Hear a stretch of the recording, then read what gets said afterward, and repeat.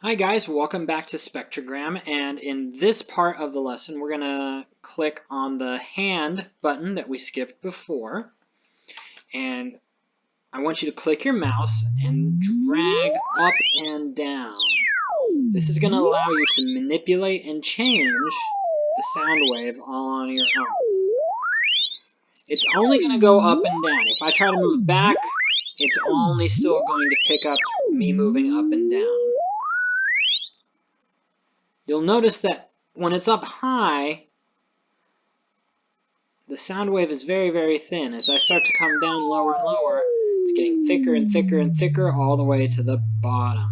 Remember, big, low sound waves are very wide, and high sound waves are very, very thin. Now, this is a very, very simple sound. There's nothing more to it than a very simple tone. Now let's go back to some of the other sounds. I'm going to start with the trombone, and you're going to see a bunch of tones stacked on top of each other. What the trombone is actually playing is down here. All these tones on top of it, these are called overtones. The more complex a sound is, the more overtones it will have. Almost every sound we looked at before has some overtones. The flute has some overtones, not a ton. The harp has a little more overtones, and very wide down there at the bottom. Remember, low and wide. Whistling is a very simple sound. Almost not there at all, but you can see just above, right there, there's a little bit of an overtone.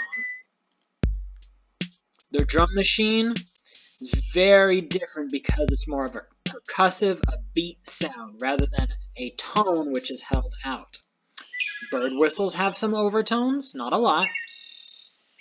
The modem has some definite overtones.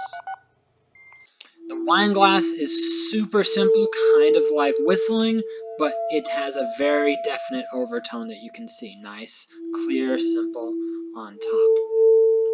In part 3, we're going to talk about the microphone setting and hearing overtones and sound waves in your own voice. I'll see you guys soon.